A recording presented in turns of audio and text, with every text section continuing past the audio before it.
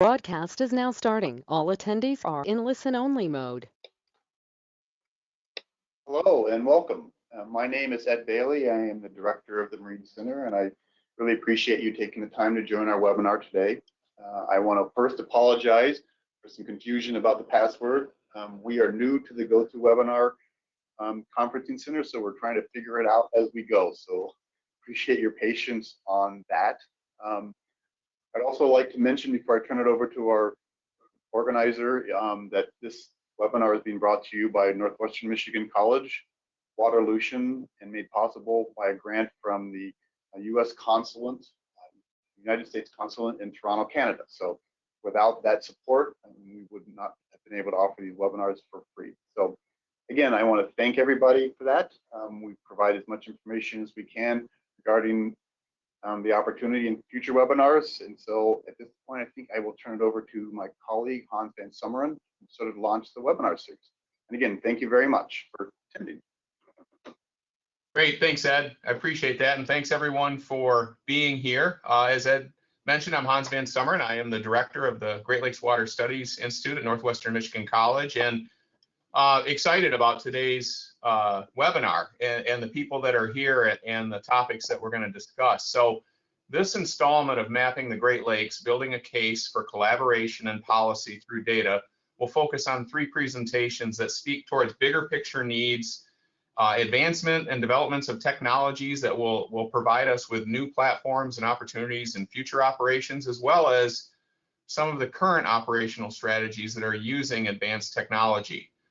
Today's webinar will lead off with Tim Kearns, who is the Chief Information Officer for the Great Lakes Observing System, and he will present on the need for a comprehensive high-resolution bathymetry mapping of the Great Lakes. And this is something the lakes are sorely missing, and that very little of our Great Lakes actually have high-resolution mapping being collected right now. Tim will be followed by Dr. Andrew Bernard, who is the director of the Great Lakes Research Center at Michigan Tech University, along with Travis White, who is a research engineer with the Great Lakes Research Center at MTU as well. Andrew and Travis will be discussing technology approaches for mapping the Great Lakes as it relates to 2 big initiatives that they've developed and led out, and that is the Smart Ships Coalition, along with the Marine Autonomy Research Site. And these are both initiatives that started with Michigan Tech University. Andrew and Travis will be followed by Tom Hollenhorst, who is an ecologist with the United States Environmental Protection Agency, and he'll wrap up our discussions with some work that he is doing with autonomous underwater glider surveys in the Great Lakes. So I think 3 very different topics that all sort of funnel into the application of the need and the development of the tools that will do it. The way this webinar will work is that we'll let each of the 3 presentations complete their talks, and then people will post questions in the chat box, and then we will address them like a panel at the end, and that's how we'll wrap up the discussion. And before I turn over to Tim, I just wanted to say one quick comment, and that was I wanted to mention a great loss to the charting, mapping, and surveying community worldwide, and that is Admiral Richard Brennan, who is our director of the Office of Coast Survey and also the president of the Hydrographic Society of America, passed away just last week. So I know many people on this call not only looked towards Rick's leadership, but also his great passion for this work, and then certainly the friendship that he met to everybody he met. He was a true champion of why we're here today, and I know that he will be greatly missed, but also I'm hopeful that he is watching this webinar with us now. So with that, I'm going to turn this over to Tim to get us started.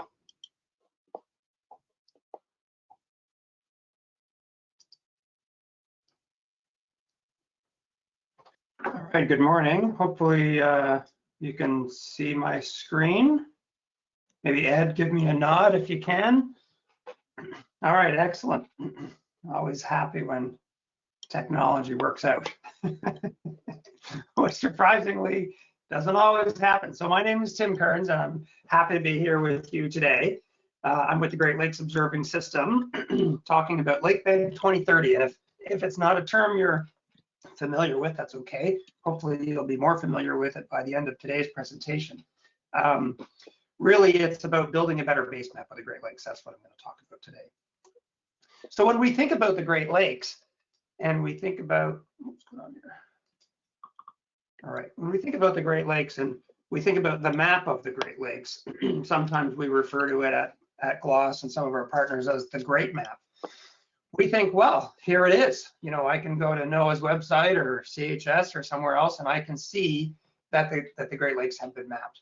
But when we look at this a slightly different way, we look at it through a density map with hexes. We actually see that the larger the hexes, the lower the density data. So when in truth, in reality, we only have data along the coastal area in very high resolution and pockets around the Great Lakes. And that's that it really is indicative that we actually don't have a great map of the Great Lakes. We don't really know what's down there other than we have a very general representation of what's down there. And we know that, you know, this ranges from lakes like Lake Erie, where it's only 50, 60, 70 meters deep, all the way to Lake Superior, which is many hundreds of meters deep. When we look at the type of data, how that map today is made up, it's broken into three main categories. We've got our low density data. So this is older survey methods, maybe single beam, lead line, even some of this goes back to the 50s and 60s of the 1900s. We have medium density data. This is in the sort of horizontal resolution of tens of meters, maybe collected from some satellite derived bathymetry perhaps, or more single beam sonar. And then we have our higher density data. The higher density data is what we're striving for. This is on the order of less than 10 meters of horizontal resolution, allows us to see objects or model objects like shipwrecks, infrastructure, benthic habitat, sinkholes, other archaeological features on the seafloor or on the lake floor.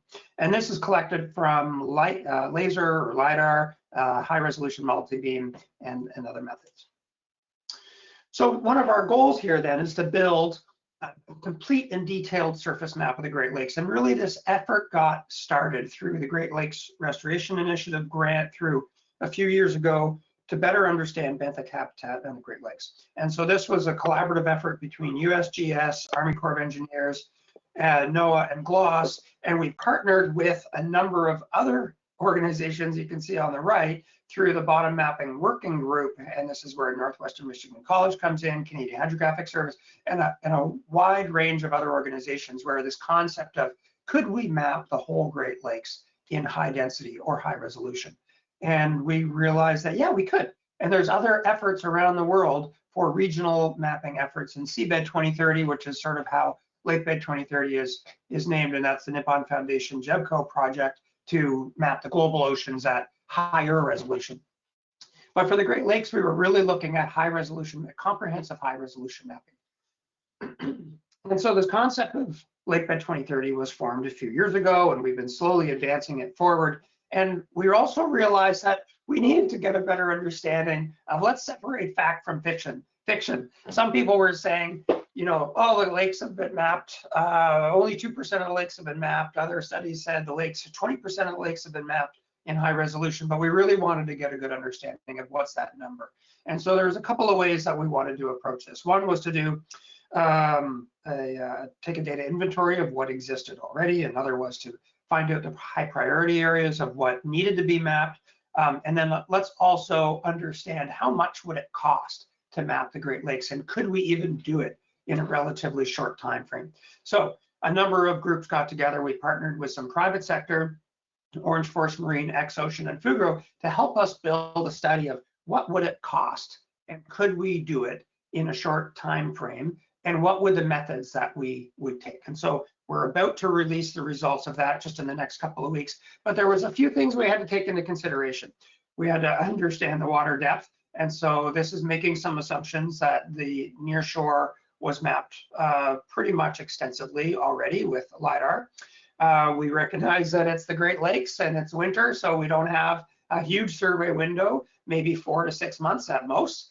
And then we also recognize that there's different platforms. So we could have our traditional larger vessels with perhaps some launches, or we could go right down to totally airborne, not practical, or totally uncrewed surface vessels and underwater vessels as well. We also wanted to have some measure of standards here, so IHO Order 1 was what we were shooting for. The results of that study, $130 to $170 million, and could take anywhere from 7 to 24 years to map the entirety of the Great Lakes in high resolution. It may seem daunting, but it's really not that daunting when you think it takes $3 billion or more to send one single spacecraft into outer space. So yes, it's expensive, but it's not insurmountable, and it means that we could do it, and we could do it within the space of a generation.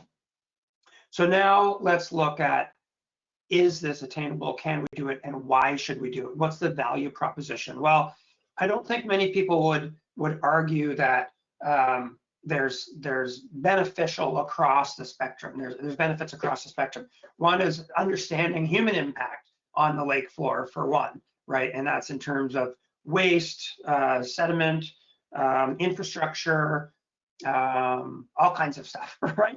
We've got, speaking of infrastructure, we want to secure that infrastructure, and if we don't have a good understanding of the true nature of the lake floor or the features and the objects that are on the lake floor, then it's hard for us to secure and understand that infrastructure. Benthic habitat is huge. There is a commercial fishery on the Great Lakes. There's also a lot of sensitive habitat that we need to preserve and protect, and we can't truly understand that unless we know the morphology of the lake floor at high resolution. From a commercial shipping standpoint, it's imperative. Now, of course, Office of Coast Survey by NOAA and the Canadian Hydrographic Service, of course, they map the navigable waterways, and they do this on a regular basis. We're not talking that there's any dangers to navigation for the commercial shipping routes through lack of data. That's not what we're talking about. We're talking about the rest of the lakes and understanding where those shallow areas are, and many of them are many hundreds of meters between soundings or between measurements going back decades. And then a really big one, of course, is better understanding the effect of climate change. We're seeing higher lake levels across the board. We're seeing climatic events, and we need to understand what those indicators are, and understanding, being able to model that through the lake floor with high resolution data is one of them. It's kind of like a foundational data set that we just don't have, and we really should. And at the very least, and maybe this speaks more to the recreational crowd or just for our human nature, right? Being able to understand what's down there, giving us a visualization and a window into the lake floor. It's not only fascinating, it's imperative to understand what's there. So that leads us to, okay, we know that we can do it. We know why we should do it. So what are we doing about it? Well, there's a number of things that are in play. One of the things that we are trying to do at the Great Lakes Observing System in partnership with Northwestern Michigan College and NOAA and Canadian Hydrographic Service and a number of other partners is bringing together not only the data, but partnerships, and two countries, in fact, right? It's Canada and the US. So it's a binational effort. And it's a good thing, you know, both countries are very friendly with each other. So there's no issues there in terms of working in the spirit together to better understand the lake floor across the entire region. Now, from a tactical standpoint, then, the previous slide was more about a strategic standpoint. From a tactical standpoint, what specifically do we need to do or can we do? So some of the things that need to happen, and this is not being done in a vacuum, but one is bringing together the actual data, or at least sourcing the actual data. And I mentioned earlier that we did a data inventory. So this was just both sides of the border, ranging from the federal governments on both sides, the National Park Service, smaller municipalities, state, provincial, private efforts, academic research, water utilities, who's doing what out there, who's got bathymetry data, and where is that data held, and can we use it to help produce this high resolution model of the Great Lakes? It doesn't mean that we need to own the data. It doesn't mean we need to become another giant data warehouse. It's really more about understanding where's the data and can we at least access it to turn that maybe point or raw data into a model that could be used to create a continuous high resolution surface, ultimately with the eye of serving it to the public for consumption or for additional modeling and analysis. So one of the things that we had to do was, well, what's been mapped already? And you can see, I don't need to get into all the details, and I'm happy to share more details. This is all public information anyway. But who's already done what? The orange lines around some of the US coastline is from LiDAR. We've got pockets of multi-beam data. We've got some mixed data on the Canadian coastline of multi-beam and LiDAR. But as you can see, in the middle, single beam data, very coarse resolution data, very low density data, and doesn't give us the ability to make a high resolution model. So then we also went through another exercise with a number of partners, USGS, NOAA, and others were helping with this project to develop a tool, a spatial prioritization tool to help identify these high priority areas. So we had a survey of over 500 people that were invited to choose little cells on the map that were areas of high priority for mapping and why. And we're just doing the analysis on that now. And we're going to be releasing that. And when I say we, I mean the partnership. I mean USGS, NOAA, Northwestern Michigan College, and Great Lakes Observation System, and others. So then we also looked at, all right, well, how would it be mapped? Like we've got, sure, our traditional methods, which could take, a couple of decades if we were to send a ship out using traditional methods to map the Great Lakes. But are there other methods that we could look at? And more importantly, can we leverage our partners in the academic and the technology space to innovate new technologies so that we could map the Great Lakes faster? All right. So traditional methods, uncrewed, aerial platforms, swarm robotics. Swarm robotics maybe not a term you're familiar with, but really I'm going to talk about this in a sample in a minute. But swarm robotics is ranging from deploying mass devices in the field to collect data, and in many cases they're disposable or they get recovered after a long period of time. In other cases, it's crowdsourced bathymetry, which we'll talk about in a second. But we also knew that it's going to require a lot of resources. And so one of the things that we're going to be embarking on here shortly is a bit of a fundraising effort. Let's identify who can help us generate resources so that we can direct those funds to groups like Office of Coast Survey, private sector, academia, Canadian Hydrographic Service to help map the Great Lakes and then turn that data into a public product that others could use. Well, one effort is through something called crowdsourced bathymetry. Now, if you're not familiar with that term, that's okay. This is a relatively new term. It's on the international scene. The International Hydrographic Organization has been working on some crowdsourced bathymetry efforts over the last several years, both from the commercial shipping, ultra high net worth individuals, like sort of mega yachts collecting data. And now we're looking at rolling this out into more private vessels, fishing vessels, individuals who have maybe perhaps a fish finder, and can we collect that data, capture it, and help augment the data sets that are could be used to make bathymetric products. So we're doing a project right now with we partnered with a company called Orange Forest Marine. They're a small survey operation out of Ontario, and they have a vessel along with their partners, Canadian Coast Guard Auxiliary, called Parasar, and they have a couple of vessels that we've worked with them to develop a topside unit to capture the crowdsourced bathymetry data, to capture the single beam data that's coming off their fish finder and push that onto some land-based servers and ultimately get that into the cloud where we can process that and put that into high resolution chart. Crowdsourced bathymetry is a term that some people use. Other people are calling it crowd-funded data. You're probably familiar with something called citizen science, but really we think that there's a lot of people out there that are just going to want to be faffing about with some cool kit on the lake to help us collect data. And that's kind of what we're hoping for in order to incentivize people to get out there and collect this stuff. It is pretty fun. It's contributing to science, it's contributing to a model, it's for the public good, and there could be some other interesting ways that we're going to try and accelerate this program going forward. All right, from a back end, I'm not going to spend a lot of time on this slide, but if you're interested in the nuts and bolts of how this works, happy to share that with you. But basically, data gets collected, it gets converted, we amalgamate it into a single data set, we process that data set, and then we either send that back to data warehouses if desired and if needed, or we push it out to the public through a continuous high resolution service. There's lots of different ways that we could do this, ranging from cruise ships to smaller fishing vessels, maybe not a canoe, but there's lots of different ways that this could be done. And there's actually one of the sample vessels right in the middle there, the Canadian Coast Guard Auxiliary vessel in the center.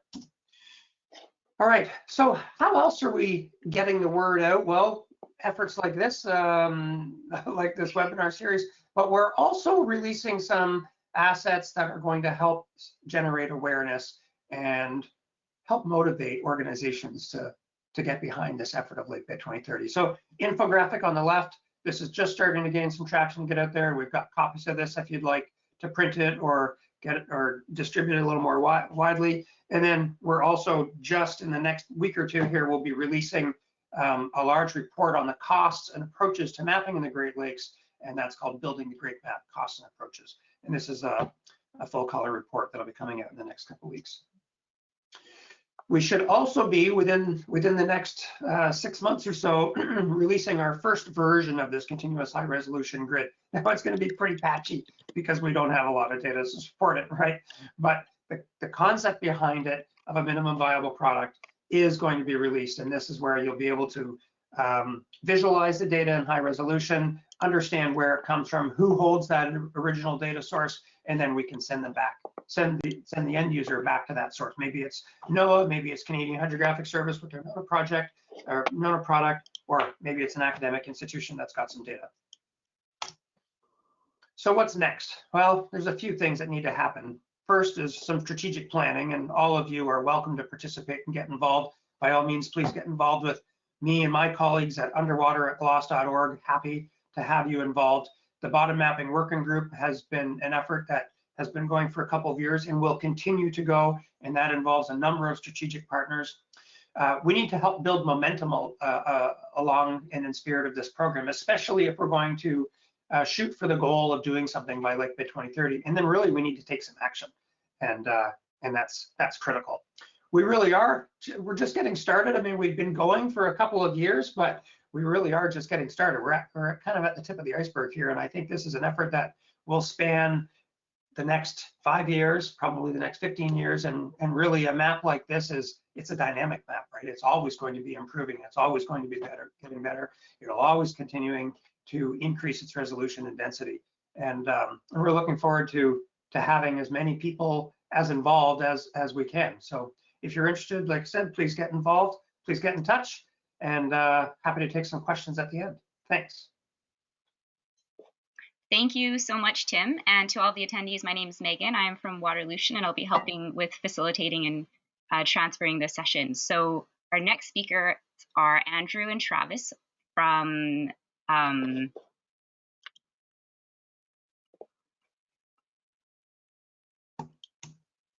sorry, had a webcam issue there. I'm going to just pass them the share screen option. And just a reminder to all of our attendees that you can put all of your questions into the question and chat box, and we will be addressing them at the end. So, Andrew.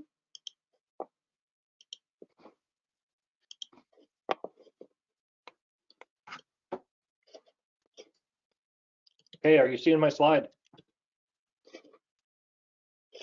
We are. Excellent. Well, thanks. Thanks for having us. It's exciting to be here. I'm Andrew Bernard, and I'm joined by Travis White today. We're going to talk about our technology approaches that we're developing here at Michigan Tech towards Lake Bed 2030, particularly with an eye towards autonomy and smart technology. As Tim rightly pointed out, it's going to take a long time to do this. We believe that autonomous systems, particularly in the nearshore zone, are going to be a very effective way to do this at a more rapid pace as we develop the capabilities of these systems. So I am Andrew Bernard. I'm the director of the Great Lakes Research Center here at Michigan Tech. And I'm going to talk a little bit about an introduction to what the Great Lakes Research Center is, what we do, and what we're doing in terms of smart shipping and autonomy. And my specialty is in acoustics and marine technology. And then we'll let Travis introduce himself. Good morning, everyone. Afternoon now. Thank you, Andrew. My name is Travis White. I'm a research engineer here at the Great Lakes Research Center. I'm a Michigan Tech alumni, graduated in 2011 with a Bachelor of Science in Mechanical Engineering. I've grown up in the Great Lakes, been around the water my entire life. One of my passions is fishing and connecting with the lake in that way. I pursued a captain's license, so I hold a 50-ton master's. And that's kind of how I got started with the Great Lakes Research Center about 8 or 9 years ago as lead captain for the research vessel Agassiz. And through that connection, I was afforded the opportunity to join the team here as a research engineer, particularly looking at some of the autonomy projects and initiatives that we've got going, which we'll talk more about. And then in addition, I consider myself a marine technology entrepreneur. I've got a small business here in the Houghton Hancock area called ProNav Marine, and we develop a GPS autopilot system for small fishing boats so they can drive themselves around the lake while they're fishing. Okay, thanks, Travis. So for those of you not familiar, Michigan Tech is on the shores of Lake Superior, sitting in the Keweenaw Waterway. You can see some photos of our campus here, and the Great Lakes Research Center sits right on campus and on the water. It's a great spot to do Great Lakes research. You can see our dock area there in the bottom picture with several vessels. We have 3 research vessels that we use in Lake Superior and the other 4 Great Lakes as well. The Great Lakes Research Center is really focused on anything that is science and engineering having to do with the Great Lakes. So like a traditional lake research center, we look at traditional oceanography, limnology, fisheries and wildlife. But at Michigan Tech, since we're an engineering university, almost 3/4 of our student body is engineers. We actually focus a lot on technology within the Great Lakes Research Center too. So things like autonomy, autonomous systems, not just how to use them, but policy involving them, how they operate with manned vessels, the economics of unmanned systems. We do quite a bit of observing networks. We operate several buoy systems in the upper Great Lakes. We do a lot of advanced modeling. So we have some experts in advanced hydrodynamic ecological modeling, and then we can do very fine resolution modeling.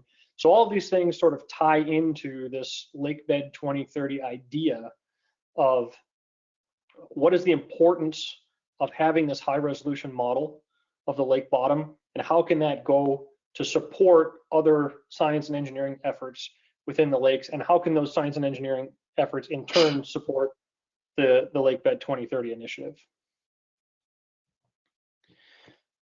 In terms of what we do and what we offer on a daily basis, so we have a state-of-the-art work facility on the water, including a boathouse and docking facility, large and small vessel support. I would say more medium and small vessel support is what we have here at the Great Lakes Research Center, as well as several professional staff that are available to help out with projects for our faculty and for our customers.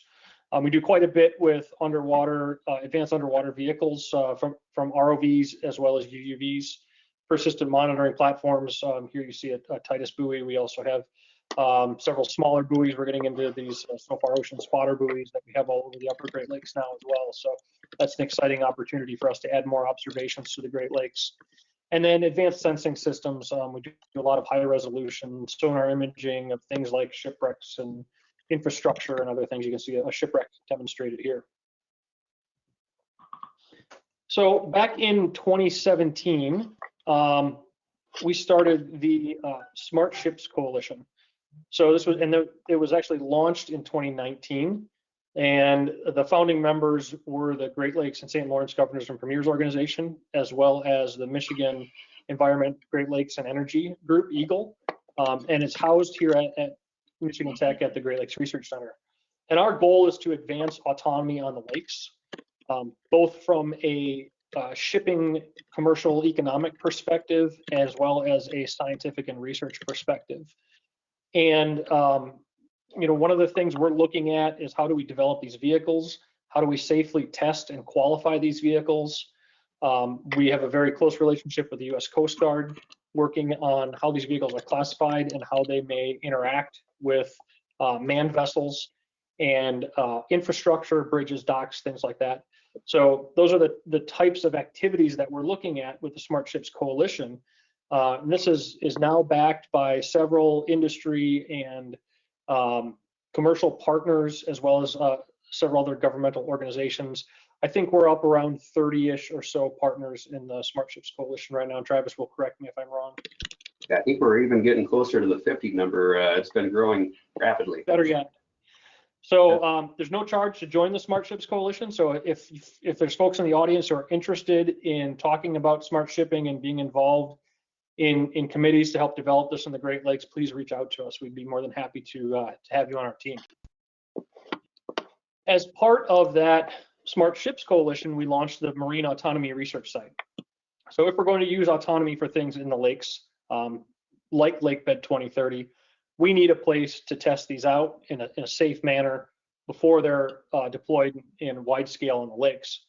So we've developed, within close proximity to Michigan Tech, in collaboration with Michigan State Police and US Coast Guard, a test site that we're calling the Marine Autonomy Research Site, or MARS.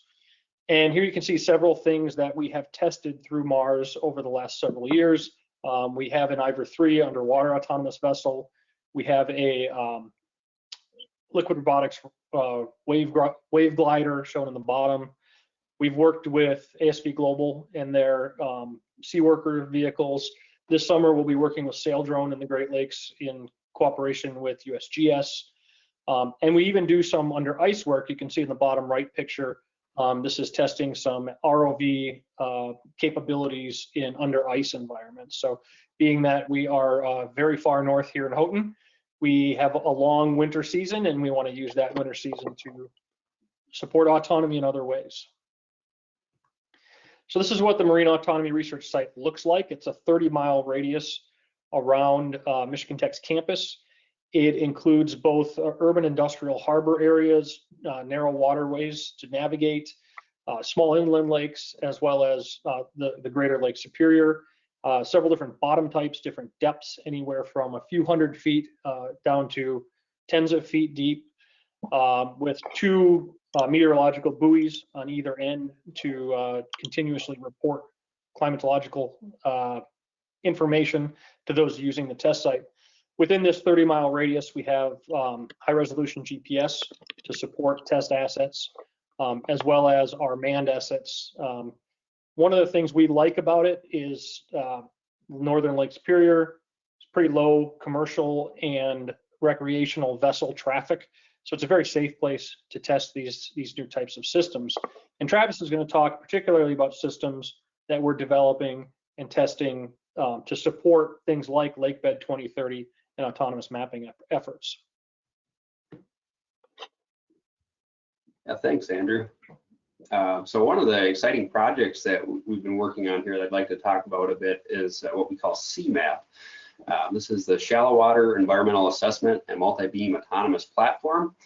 So you can see a picture on the right side. We've got a 12-foot jet ski type of vehicle that we've been doing some work with DARPA to develop some behaviors for this, autonomous behaviors for this vehicle that would allow that platform to safely and efficiently navigate in rough water. But one of the things that we've tried to do with this vehicle is to make it more of an open platform for development and testing. And as part of that, we are sourcing an off-the-shelf autonomy package coming from the unmanned aerial vehicle domain, and we are in the process of installing and adapting that to this watercraft to make this an unmanned and remotely operable surface vehicle. Right now, this vehicle can be controlled remotely by an operator from the dock. You can see in the bottom there, we have a set of screens with remote telemetry to allow for real-time observations through camera as well as GPS data links. Ultimately, the goal is to make this vehicle completely self-sufficient so that it can be programmed to complete missions, even potentially multi-day missions without, with little to no operator input while it's underway. So this asset will really expand some of our capabilities here at Mars. It gives us an actual test vehicle where other clients or collaborators can test and deploy some of their behaviors or algorithms or instrumentation on the vehicle. In addition, it allows us to also focus on one of our core strengths, being that of education, workforce development, and training. This vehicle will be incorporated into labs and other training opportunities related to marine autonomy. Next slide, please. So I'd like to just talk a little bit more about what this autonomy hardware looks like. We mentioned we're adapting technology from the UAV space, unmanned aerial vehicles. So basically we've got these black boxes that hook up to the existing controls on this vehicle. So we have remote controls in place, we have GPS, we've also got electronic actuators that control the steering remotely. So through this additional hardware, we're able to hook up a computer interface where we can actually look at our mission planning software here on the left-hand side, and we can create waypoints and routes where this vehicle can navigate from point to point. It can hold position, and basically, what this allows this vehicle to do, it really lends itself very well to some more survey type of applications with this vehicle. So the software will allow us to develop some custom behaviors and really advanced mission planning capabilities, which I'll talk about here in the next slide. One of the things that we're working towards and really excited about is the potential to incorporate multi-beam sonar on this platform. So the goal of CMAP is to help facilitate some of the mapping of the Great Lakes, as well as do other environmental assessment tasks. Tim mentioned a little bit about the shallow water habitats, and that's something that Michigan Tech has been doing a lot of work on here in Lake Superior and throughout the Great Lakes. And with a small multi-beam sonar system like what we can see here on the right, mounted on this autonomous surface vehicle, we can create very high resolution maps of, in particular, shallow water zones that are typically very difficult and costly to map out through conventional survey methods. Once you get beyond the very near shore where LiDAR is effective, we're talking about depths anywhere from tens of meters to up to a couple hundred meters. This vehicle can be deployed, for multiple days at a time. With one tank of gas, it can go close to 140 miles at a 3-knot survey speed. So we'll be able to send this out and very efficiently deploy it for shallow water surveys up to a couple hundred meters. Where with a crewed vessel, this is weeks of effort. With this vehicle, this could be days of effort at a much lower cost also. This vessel can also pair up with our mothership, so any of our other crewed research vessels as a force multiplier to significantly expand the coverage and swaths. And also, where it shined is going into that shallow water that's just not easily or safely navigable. Talking maybe a few meters in some cases. And then, of course, it can also be sent up around infrastructure, bridges, docks, points of interest to create maps like what you see on the bottom, more structural assessment maps. So we feel we can contribute to industry's needs, the recreational traffic that's using this type of information, and as well as that of scientific applications with the habitat for fish, even looking at invasive species and other species throughout the Great Lakes. Next slide, please. And then we've got one other pilot project that we're starting this summer that's pretty exciting, and that it really ties in well to the Lake Bed 2030 goals. We're working through the Smart Ships Coalition. We've met an Israeli maritime company called DocTech, and their technology is a small black box unit that can connect up to a vessel's existing GPS and sonar. And they've got a software and processing capability to ingest the information collected from these vessels while underway, and to be able to process that data efficiently on a cloud-based server to create these high-resolution mapping images like what you can see on the screens on the top right side. And really, their vision is, what if they could collect data from every vessel in the world? What could they build with that map? So that's sort of the Seabed 2030 concept. But here on the regional level, looking at the Great Lakes, their hardware is a great technology application that we're looking forward to deploying on a couple vessels within the Mars testbed here in the Keweenaw Waterway, also known as Portage Canal. specifically between the north and south entries. We have a 20-mile stretch of sort of urban industrial waterway with a light amount of commercial use, but we're going to deploy this black box on our research vessel, the Agassiz, and we're looking for another candidate vessel right now within the waterway to help collect the data over the course of multiple shipping seasons to create this type of high resolution map. And then also looking at with this technology, the ability to continuously monitor the waterway for some of these changes that are happening seasonally and year to year with climate change impacting the environment. The data we'll collect will really help detect patterns of change and also be able to predict future shipping conditions. And why this information is helpful, it really increases the safety of navigation. It helps commercial shippers with cargo loading and path planning, figuring out where they can safely moor their vessels. And it also it feeds into optimizing the maintenance of the waterways, whether it's dredging or adding or removing fill in certain areas. You can really look at the spot on the spot with this level of resolution. So we've got 2 sets of hardware coming in, and we'll be looking forward to sharing the results and the data with FLOSS and others once that starts to become available. Next slide. Okay, well, we will take questions at the end. So I think that's all for us. Thanks for the time. We appreciated the opportunity to speak, and looking forward to your questions at the end. Fantastic. Thank you so much, Andrew and Travis. And I'll be passing it now to our last and final speaker, Tom Hollenhorst. So over to you. Morning. I'm just looking, Megan, maybe you can remind me where I share my screen. Oh, wait, here it's coming up just now.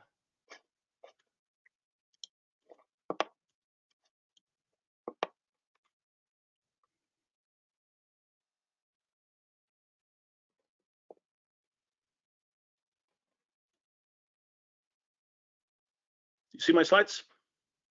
Yes. All right. Well, hello, everyone. It's great to be here, joining with you here from my couch. I'm Tom Hollenhorst. I'm an ecologist with the US EPA, and I'm going to talk today about our autonomous underwater glider program and the development of that program. And along with my collaborators, Paul McKinney, Ben Alsip of the Great Lakes National Program Office, Sam Miller, our ship captain, Terry Brown, and Joel Hoffman. As I talk about the gliders, I'm going to start with talking about watersheds. This work originally started in the early 2000s as part of a Great Lakes Environmental Indicators project that I was very fortunate to be involved with. We developed these stressor gradients for the US side of the Great Lakes back then with a US EPA grant that went to the University of Minnesota Duluth. We collected all kinds of different variables for each of these watersheds, reflecting land cover, agriculture, atmospheric deposition, population density, and point sources, and then ran that through a principal component analysis within each of those categories so that we can understand the relative amount of different types of anthropogenic stress that's flowing from these watersheds into the nearshore areas of the Great Lakes. The Great Lakes Environmental Indicators Project was a really large project with something like 27 different principal investigators across 9 different institutions, including a close collaboration with our lab now. Wasn't at the EPA at the time, I was at the university, but now at the EPA Great Lakes Toxicology and Ecology Division here in Duluth. Our colleagues there had studied nutrients in the nearshore waters and also in the coastal wetlands. And we found a good correlation with that agricultural anthropogenic stressor gradient with the relative amounts of nitrogen and phosphorus in those waters. So that was real promising. That led to this one-pager about this new index of environmental condition for the Great Lakes. And then a series of papers that came out of that GLEE project about developing these different types of environmental indicators for anthropogenic stress. There was a team that was looking at fish and invertebrates, birds, amphibians, water quality, diatoms, and contaminants. Later on, George Host at NRRI completed the Canadian side of that stressor gradient, and that data is now available at NRI. So we now have a complete basin-wide binational anthropogenic stressor gradient for the Great Lakes. At that time, Jack Kelly and Peter Urista, both now retired from the EPA, were developing this device here. I've been meaning to show my laser pointer. They developed this tow body, we call it the V-fin tow body, and that tows behind our research vessel. At the time, it was the Lake Explorer 1, and now we're 15 years later, we're on to a different ship, the Lake Explorer 2. But this device is towed behind the ship at 3 to 4 knots and lifted up and down through the water column at regular intervals. On board, it has a CTD for conductivity, temperature, and depth. It also has a laser optical plankton counter, a fluorometer for chlorophyll, and a transmissometer for turbidity. Peter and Jack Kelly and the Lake Explorer crew spent a lot of time towing this device at a very slow pace and circumnavigated all of the Great Lakes with this. And from that data, they were able to produce this graph that Jack Kelly liked to refer to as an environmental MRI. So we can see these long shore tows, and then a graph of temperature, specific conductivity, transmissivity, fluorescence, and zooplankton biomass. It's interesting that we do see a signal from the cities that we go nearby, particularly for connectivity, and then for fluorescence and zooplankton abundance. They were able to develop then from those stressor gradients a predictive model for what those levels would be based on the watershed characteristics. So that's really been our goal, is understanding that nearshore to watershed connection and understanding how what's happening in the watershed affects the water quality in the nearshore. That led to this paper from Peter Urista talking about the need for understanding these linkages from the nearshore, characterizing these spatial zones, and then understanding these different distinct water quality regions that extend from the nearshore out into the middle of the lake. That also led to the Great Lakes Nearshore Framework. And that document laid out a framework for completing these assessments, sharing the findings, developing the coordination of the different agencies and the lake partnerships, providing the tools to access and approach and analyze that data, and combining that with all of these different data sets that then are collected along the nearshore, with the goal of providing this long-term data set to better understand those linkages of the watershed to the nearshore and then to the open lake. That work is very expensive. Having a crew out on the ship for days at a time, we're limited by weather. It's somewhat risky. They're doing those tows with that V-fin tow body at 30-meter contour. So on Lake Superior along the North Shore, you're very close to shore and at a very complex shoreline. So there's a lot of hazards and things to be concerned about.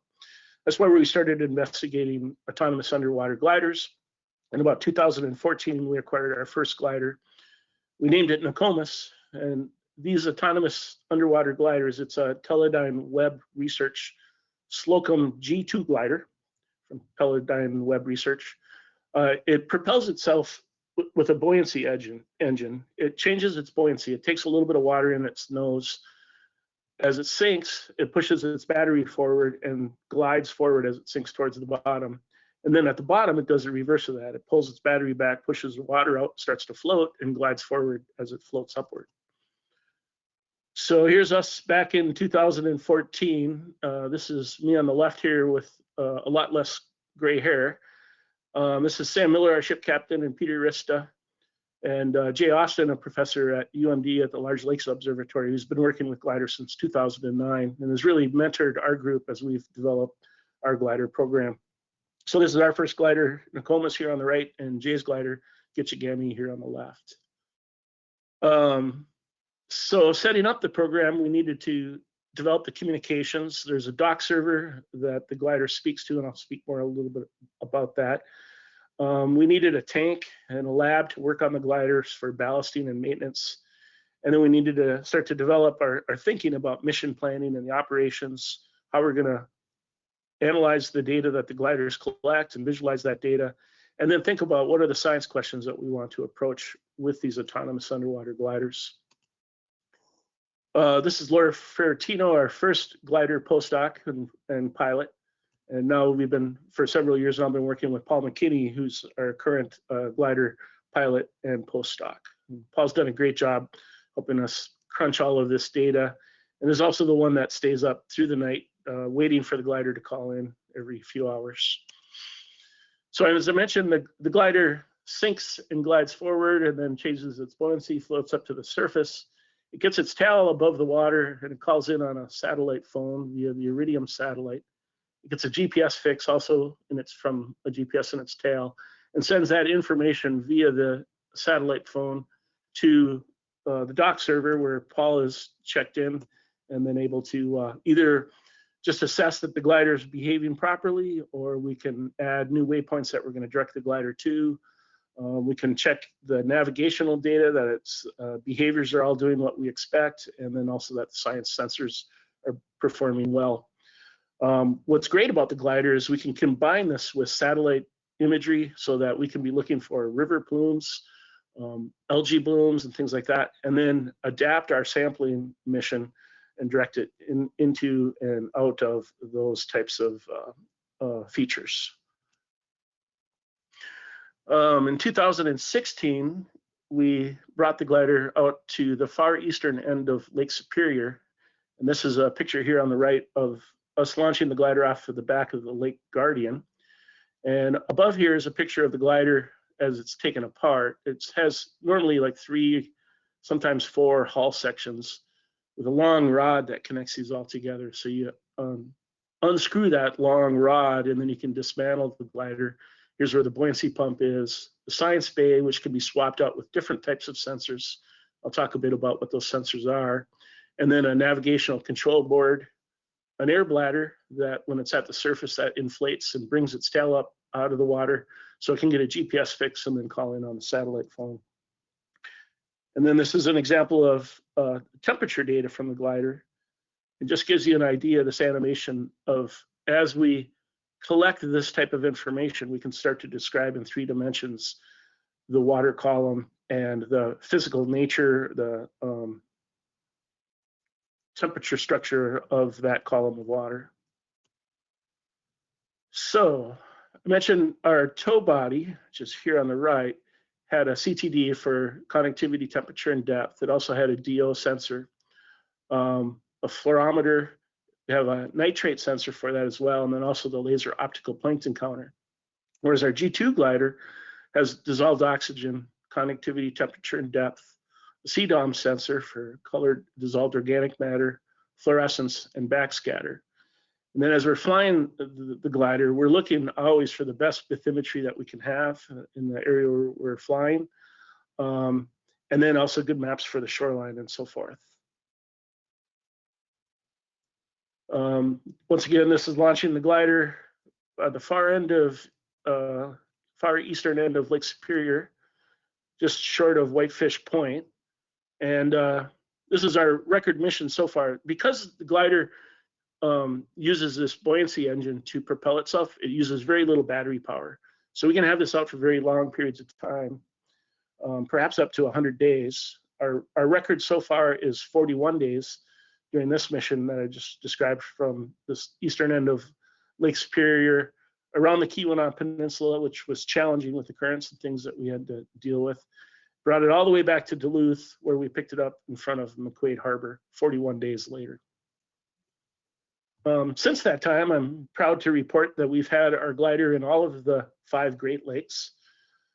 This chart on the top shows what lake we were in, what year, the length of time we were in that lake, and what time of the year. And then here's just a quick video of what it's like putting the glider in, sliding it off the gunnel, first time into the water. When we do our first missions in the season, we usually keep it tied for the first couple of yaws as it descends and make sure everything's working well before we send it on its way. It's fun being out there, and it's really interesting dropping this expensive device in the water and saying, yeah, see you in a couple of months.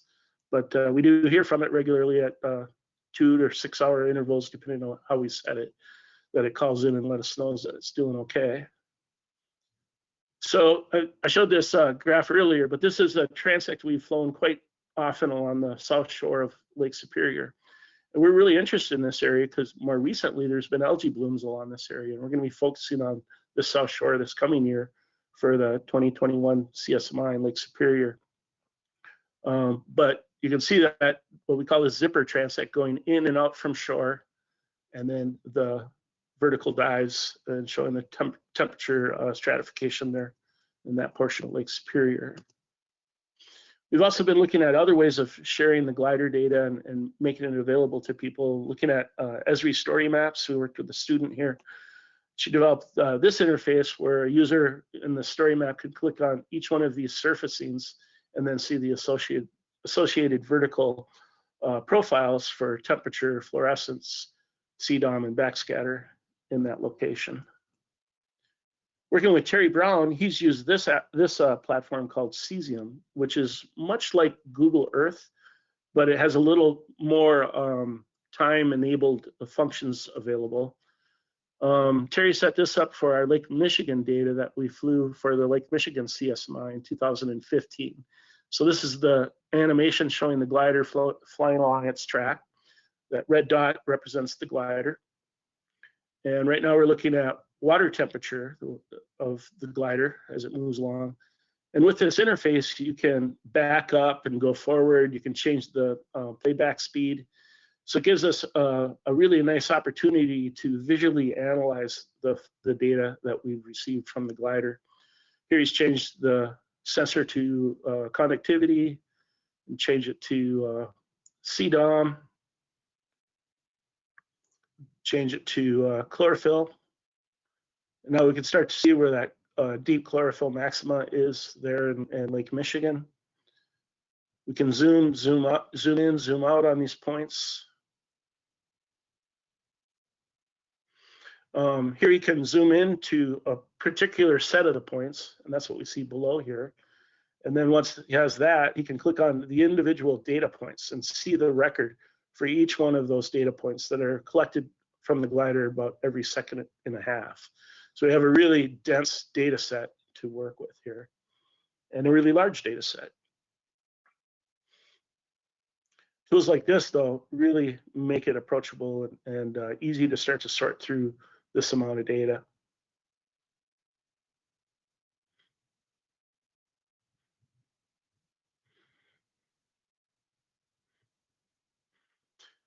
And then here we can paint out, if you will, the entire track of the glider mission that we flew there during the first part of the summer of 2015.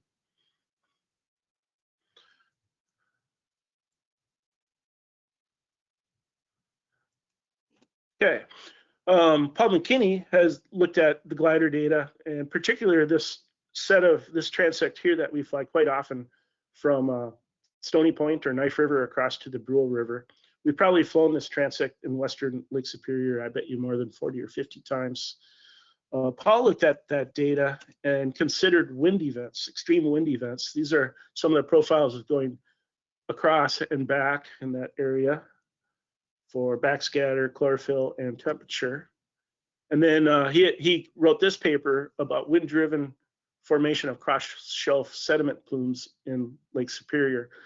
And essentially, when we have these really extreme wind events from the northeast, we have a giant seiche essentially that sets up, pushes all the water across here to Duluth area of Lake Superior, and then eventually that water has to push back out. And that's what we see here with the sediment plume of resuspended sediments being pulled across the center. And Paul was able to, with the glider data and weather data, was able to model that movement of water, which is really astounding how much water and sediment is moved with these types of events. I mentioned Lake Michigan 2015 CSMI work. After each Cooperative Science Monitoring Initiative field year on each lake, we have the next year to process the data, start to write the papers, and then we follow that up with a white paper about those efforts. So this is one chapter in the white paper for the 2015 Lake Michigan CSMI about our glider data and this continuous sensor data. We were out there with our research vessel, Lake Explorer 2. We had regular stations that we were doing the rosette sampling with our CTD rosette. We did a fair bit of towing, and we, of course, had our glider out there as well. You saw the track of. We were fortunate in that we captured an upwelling event during that time here on the eastern side of Lake Michigan. So after a wind event, when all the wind was blowing towards the west, we didn't quite detect this with our stations where we were doing the CTD rosette sampling. But fortunately, we had the glider out there and it intercepted these areas. And here you can see this cold water coming up from the bottom on the eastern side of Lake Michigan, and also the effects on the chlorophyll layer there as well. So it's phenomena like that is really hard to capture with point sampling when you're on station and things like that. You really need these types of devices that are out there for longer periods of time, continuously collecting data to intercept events like this. In 2019, we had our glider out in Lake Erie for once again, the CSMI efforts. I believe we had it out for about 3 weeks, and we're working really hard to intercept the hypoxic layer near the bottom in Lake Erie. And flying a glider in Lake Erie is much different than flying it in the other Great Lakes. These gliders are, especially the G2 glider, are designed to fly in 20 meters or deeper, where they're most efficient in that buoyancy engine, where they get enough momentum to move forward. When it's shallower than that, it's hard for them to build enough momentum to keep the direction and keep moving in the direction you want them to go. But after we had the glider out for about 3 weeks and we went to recover it, we were surprised to bring it back with this bright orange tinge.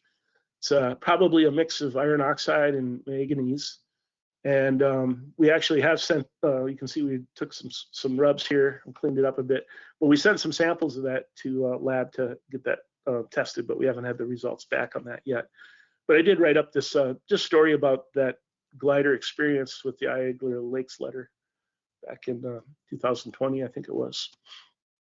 That's an interesting phenomenon, that there's some interesting interactions with iron and manganese in this hypoxic layer, and the release of phosphorus in the sediments in those areas. So it's an area I think we'll want to explore some more. The challenge also, in addition to flying in those shallow waters, is also just working with oxygen data on the glider.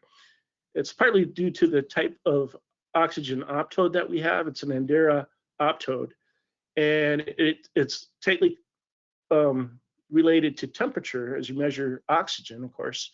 And as the glider goes through the thermocline and this extreme change in water temperature, it takes a little while for that temperature to change. So there's a bit of a lag, we've realized, in the glider data.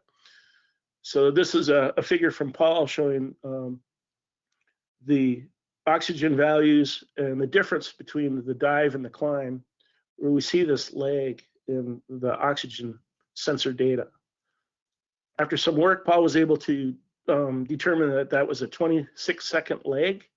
And after applying that lag, was able to get those dives and climbs to match really well. And then that allowed us to then develop these high resolution plots of temperature, chlorophyll, backscatter, dissolved oxygen, conductivity, and CDOM in that portion of Lake Erie. And we look at the dissolved oxygen area here, we see that this very thin layer of hypoxia here near the bottom. It's also reflected in the chlorophyll. You can kind of see this dark band here. And also in the conductivity, where we have this kind of dark band of higher conductivity just above that hypoxic layer. So we're going to start to bring some data to understand that relationship of how phosphorus may become available via iron, dissolved iron, manganese being released from the sediments in those hypoxic areas. We flew our glider transects around the NOAA buoy in that area that they're using to inform their HABS models. And we're looking to and working with NOAA GLERL to understand how we can employ the gliders to better help them calibrate and develop the models that they've been working on. We've also been thinking across the lakes and changes in some parameters like conductivity. And here in Lake Superior, in the western arm of Lake Superior, you can see quite a difference in the conductivity as we move around the Apostle Islands and to this portion, which much lower specific conductivity. That's interesting in that we can start to think about the conductivity of the different lakes, and we can understand those average conductivity values across the lakes, from Lake Superior at a little under 100 microsiemens, Lake Michigan 290 to 295, Lake Huron 205 to 210, and then interestingly, as those two lakes come together, Lake Erie at about 270. But note that Lake Ontario is higher at an average conductivity of 310. So in 2018, we were out on Lake Ontario, and I mentioned that zipper transect that we've been flying. We've adjusted that now, and we fly parallel to shore, and then occasionally have the glider direct out to the lake and then back, and then along shore, out and back. And then on the way back, we flew more in the open water on the way back and then into shore and back. So it provides us these along-shore profiles, cross-shore profiles, and then offshore profiles. So now we can start to think about the different parameters: temperature, chlorophyll, backscattered, dissolved oxygen, specific conductivity, and CDOM, and how that varies both in the epilimnium to the benthic part of the water column, and then also how it varies thinking about the alongshore areas close to shore, and does it vary to the offshore areas. And with this type of information and focusing on specific conductivity, remember that we had a lower specific conductivity from Lake Erie flowing from the Niagara River into Lake Ontario. And with the glider data now, we can start to see a signal of that lower conductivity coming from the Niagara River into Lake Ontario. And Paul's working on a paper about that right now. That'll be in a special issue of IAGLR. We can also compare our earlier season glider missions to later summer missions and start to see how those different parameters change seasonally as well as either alongshore or offshore. This is a cross section right here where we flew the glider back out and then back in. So this is a mirrored image of itself. And this is in the spring when we start to have a thermal bar setting up, and the stratification is starting to set up here, hasn't quite set up here. And then we see these spikes of conductivity. It's been very interesting for Paul as he's been thinking about conductivity as a signal for both as the lake starts to stratify and thinking about the contribution from places like the Niagara River from Lake Erie. So what's next? We're continuing with the CSMI schedule. We're planning actively right now and getting ready for the field year in Lake Superior. We'll be catching up in Lake Michigan as well. Last year was Lake Michigan's field year for CSMI, and due to COVID, we weren't able to get out there. So we are planning to bring both our research ship and the glider to northern Lake Michigan. We may fly some of those same transects we flew back in 2015, but I think we're also going to try to get into into Green Bay. We've also been thinking a lot about data sharing and integration with other glider data, other ship-based data, and other CSMI data that our partners are collecting. We've been working hard to load all of our glider data up to the IOS and GLOS glider DAC. So that data is now available. This is a public website. You can see all of the glider data both in the Great Lakes and at both the West and East Coast as well there, and gliders worldwide for that matter. It's a great platform to make this type of data available. It's very dense data, but this comes along with a lot of tools for visualizing the different data and sensors that are collected. We've also been thinking about data dashboards. We've been looking to the Esri story maps and data dashboards. I mentioned the story maps earlier, but we can also start to bring in these types of dashboards that brings in wind condition, current conditions, and then our glider tracks and so forth. A bit more to do exploring in that regard. But we do look to examples like this for the NANOOS, the Northwest Association of Networked Ocean Observing Systems, as an example of how we can bring all of these different types of data sets together into a single location that the public and all of our collaborators can have access to. With this type of interface, you can see where all the different buoys and gliders are deployed. You can click on them individually and see data from those buoys or from those gliders. And we've been working to do something like that in now First Lake Ontario.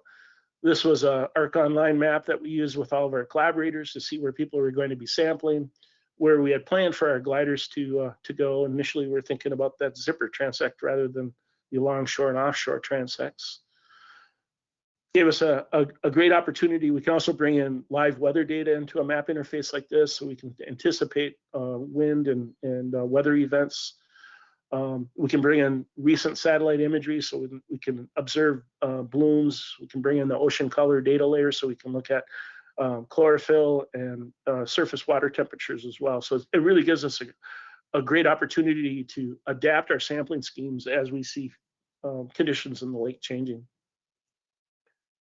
More recently, we've been developing an Esri hub site for this Lake Superior 2021 Cooperative Science and Monitoring Initiative.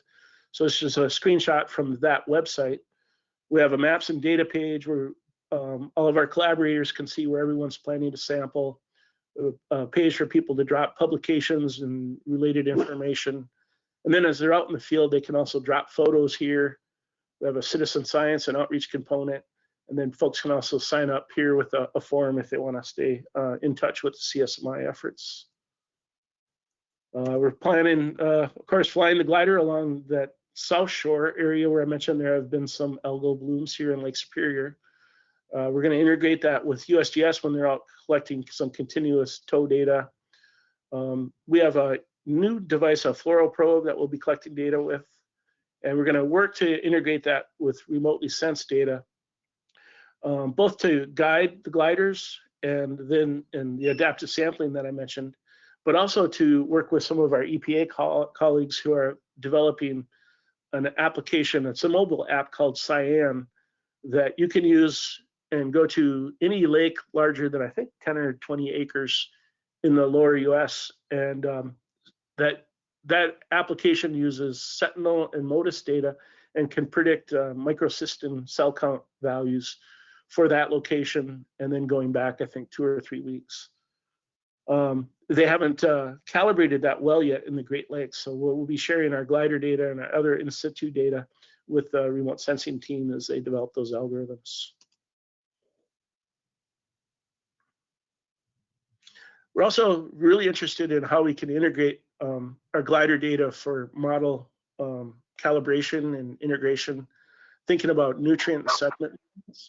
The glider has the ability to collect depth average current data, and that's what these red lines are representing, both the direction and the velocity of currents. So the glider knows where it is on the surface. It has its GPS and its tail, but when it dives underwater, it's blind reckoning with a compass. When it comes back up, it knows where it expected to be, and then it can measure where it actually is, and based on that difference can develop this depth average current. So we're looking at how we can use that information coupled with hydrodynamic models to better calibrate and ground truth those models. We've also recently just acquired a new glider. This is now a Slocum G3 glider. Comes with rechargeable batteries, which is really nice. But we also added a hybrid propulsion system for that. This propeller, these blades fold back when it's gliding. But we hope that we can use that propulsion to push into the near shore and then push back out to a depth where we can start to glide again. And we also added 2 new sensors, a phycocyanin sensor for the blue-green algae, and a LIS sensor, which is a laser particle size analyzer for particle size and concentration. We're also working to build a Great Lakes glider community for collaborations and better coordinations of all the different glider work out there. So just another picture of our new glider here. And then this is the spectrofluorometer, the fluoro probe that I mentioned, that can help us differentiate the different types of algae in the water column. So we'll use that to cross-calibrate with the phycocyanin sensor and the LIS sensor that we have on the new glider. So working with all of the different glider teams, we have RAYON, the Real-Time Aquatic Ecosystem Observation Network, based in University of Windsor and I think University of Guelph in Ontario. We also have Glorl Sigler in Ann Arbor, University of Minnesota Duluth with Large Lakes Observatory, and Jay Austin now has a new G3 glider, and now our 2 gliders at the U.S. Environmental Protection Agency, also here in Duluth. So we have the opportunity now to think about who's going to be where, who's going to be working in which lakes, who's going to cooperate with the Cooperative Science Monitoring Initiative, so we can have better coordination of these glider efforts. We're working to name the group. I've been lobbying for the Great Lakes Underwater Glider Group, otherwise CLUG. Seems to have the right sound, at least for our efforts. So this is from the glider DAC site, showing where all the different glider missions have been. And all of us have different challenges, so we can share information amongst ourselves on how we deal with nets, which can be a big problem, boat traffic, shipping traffic, logistics for the surveys. We can share vessel support, and then just develop a team learning together how to operate these devices. This is some data from the glider DAC that's available to anyone with these visualization tools for looking at the data. Sounds like someone might not be on mute. If you could, I'd appreciate it. But that is the end of my talk. With that, glad to take any questions. Great. Thanks, Tom. Even though it says Ed Bailey, it's Hans again. I had to move over to his desk. So we have a few questions that have come in over the course of these presentations. I just want to say thanks to everybody. This was great. It was some very informative information. I think it really brought it down to the level of then the operations that Tom walked us through. So appreciate everyone's time. And in terms of questions, I'm going to put these out in general, and some will have more specific to particular members of the panel here. But one of the questions that came out was talking about strategic partnerships, the idea of how do we create the Lakebed 2030 and complete it, and really the questions related to how does industry find an opportunity to get involved with regards to supporting with underwater sensors and robotics. And so maybe Tim, if you wanted to talk about industry involvement a little bit, and we can then open it up to everybody. Yeah, for sure. Well, for Lakebed 2030, we're looking at building a coalition here that spans academia, which helps in terms of education and also innovation. Industry is a strong crossover with the innovation part, but also support from an ability to execute some of these mapping missions, data processing, provision of software, and other resources. And then government and the public would probably be the last 2 sort of legs of the Lakebed 2030 stool.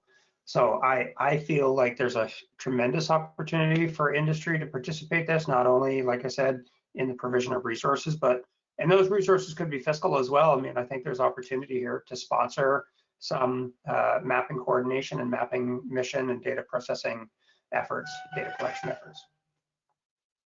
Great. Yeah. Thanks, Tim. Any other thoughts on that? I know from Andrew and Travis, some of the recent conversations you've been having with some new devices that would be coming into the lakes. Maybe you could just briefly talk about that. Yeah, I think if you're an industry and you have new sensors, new platforms, you'd like to get them tested out in the lakes, please reach out to us through the Smart Ships Coalition. We'd be happy to provide those testing services, link you up with partners in the Great Lakes if you're not familiar with those partners. Certainly, we do a lot of work with Tim and Gloss, and we'd be happy to connect you there. You can connect directly with Tim as well, but also other partners, USGS and EPA and NOAA and those folks who are interested in these new types of sensor modalities and capabilities. We're interested in helping to bring that technology to the Great Lakes and to integrate it, because not every company has every piece, right? So we hope to act as a bit of the integration guidance in that realm. So Travis, if you have anything to add, feel free. No, I think you really covered it. I just maybe add that as the Smart Ships Coalition, we're also happy to help serve as a connector, through our network. So, a lot of our goals are very common and overlapping to those of Gloss, and I think that our angle is maybe on the autonomy side of things, but certainly the mapping is a big part of that as an application. So please connect, and we're happy to help in any way possible. I mentioned briefly too, we work very closely with Teledyne Web as a customer, but they've been very interested in their technology to the Great Lakes, formerly more oceanographic based efforts and things. So they had to make some adjustments to their devices and things, different buoyancy and so forth, but they've been very helpful in helping us adjust. I think we all find that when you work in the Great Lakes, you get used to everyone building you an ocean device, and you have to adapt. So, there was quite a bit of interest in crowdsourcing, both from just the idea of the value that it can bring from multiple platforms, but also from the concern of how do you evaluate it from its resolution and calibration as compared to more advanced multi-beam systems, and also crowdsourcing and autonomy. And so maybe this is a question for everyone again. Crowdsourcing is one opportunity to help complete the map. How are we ensuring reliable data or accurate information? How are we perhaps thinking about this from an autonomy standpoint? And how can we combine all of these together to get things mapped quicker? I'll start off, I guess, on the crowdsourcing piece. So the prototype that we're doing with Orange Forest Marine, we've already gotten, I think, almost upwards of a couple of terabytes of single beam data that have come in already. We haven't processed the data yet. We're just getting it into that workflow now. We're actually going through a process, if you're familiar with QPS software, to get that installed on virtual machines in the cloud so we can do the processing. Parallel to that, we're also developing a workflow to validate that data against charted depths. Because it's crowdsourced data, we're not necessarily, in these cases, we're not actually collecting a sound velocity profile at the time of acquisition. So we're kind of doing this a bit blind. We do have an IMU on board, but it's not necessarily the same sort of commercial grade that would be with a modern multi-beam system. So we do need to do some error budget analysis to gauge the sort of relative accuracy of this data against charted depths. As we continue through and develop that workflow, then happy to open that up for peer review, if you will, and criticism and comment and evolution from the community on how we can make it better. Yeah, that's I agree with you, Hans. It's an unknown question as to the relative accuracy of this data. But we're being very careful to say we're not necessarily looking to collect crowdsourced bathymetry for nautical charting for safety of navigation. We're really primarily looking at this for general bathymetric modeling of the lake floor for a wide range of applications that may or may not include nautical charting. It would really be up to NOAA and Canadian Hydrographic Service if they would want to include this data within their nautical chart suite. Great. I think another key point in crowdsourcing is, when you do a high resolution multi-beam map, you might be going over an area once or twice. But with crowdsourcing, you're relying on multiple people providing the same information, the same location information, and averaging over multiple systems. So some systems may bias high, some systems may bias low, but over time in your big data set, you can hope to average that out. So I think you're leveraging the amount of data you can get to make up for those bias areas. And how close we get, I don't think we know until we actually do it. So I think Tim makes a good point there. Yeah, maybe add to with regard to the pilot project we're doing here with DocTech, we are setting that project up for success by, starting with giving good vessel parameters, graph, location of the GPS antennas, locations of the transducers, and that sort of thing. So, by working with them and making sure that we're identifying those parameters up front, we feel confident that we'll be able to get good data, and that's a good model for others that may wish to collect data off of their vessels as well. Tom, anything you want to add in on that?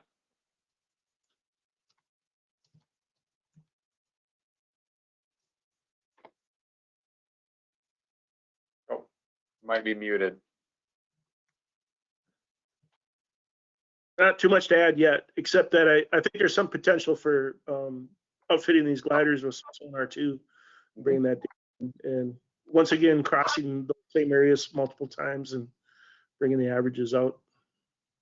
Yeah, and as I look at the questions, and I think you all touched on this or alluded to it, and that is the Great Lakes have a significant seasonal change, and we have some, I'll call them dark periods, where there is either inability or very limited ability to receive any information. And I know some of you on the call today are working on that solution, but the idea of changing sediments and movements and habitat, that collecting once does not define a bottom feature indefinitely. And so perhaps, again, the crowdsource allows, with biases averaged out, the opportunity to see maybe some trends in change or migration of sediments and so on. Let's see, let me see, there was another couple of questions here. There was a question early on about, knowing there are scope limitations and that collecting of the lakes is a big effort, but what about, is there thought of expanding lake bed to the connecting channels and inputted rivers and streams and so on? Is there been discussion leading towards that?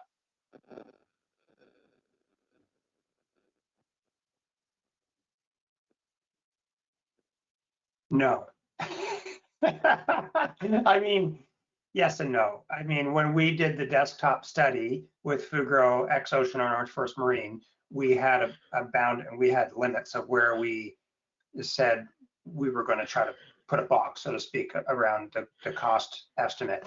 And that was, I'd have to go back to my notes, but at the eastern end of Lake Ontario, where it goes into the St. Lawrence River, there was, I forget the name of the island, but there was a point where we stopped, and then we also stopped. Maybe might have been the 5-meter contour or something, under the assumption that LiDAR would already have been covered, because the super shallow waters and rivers, they cost a phenomenal amount more money to map than in the center of Lake Superior, purely because of the depth and mobilization and all that stuff. So we have so far left that out, but where the grid and the product that we're producing doesn't really care necessarily where the data comes from. So if we've got supporting data sets from the mouths of rivers and the rivers themselves and other tributaries, then that's fantastic, and absolutely we'd include it. Great. I know we are up against our timeline. It's now 2:02 Eastern time, 2:03. So I would like to thank everyone for their time today and for putting together such great presentations. And for those of you who are still on the call, we are looking forward to seeing you throughout these series of webinars. And again, these all lead up towards the Lakebed 2030 Fall Conference, where you will hear many more discussions similar to today's regarding the efforts towards mapping the Great Lakes. So With that, I'm going to sign off, I think, the group. And Megan, do you want to add anything from logistics side? I will just let everyone know that our next session is June 17th, and we've already had some great registrants coming in. So thank you to everyone, and we look forward to seeing you then. And you will see a post survey coming out by email after we close this session. So we really appreciate everyone completing that survey. It helps us get the information we need to see how this is impacting this series, as well as helping us adapt our future sessions to improve them. So thank you, everyone. Tom, Tim, Travis, and Andrew, again, thanks a lot. Great stuff today. Thanks for having us. Yeah, thanks very much for organizing. Thank you. Bye-bye. Thank Bye. you. Bye.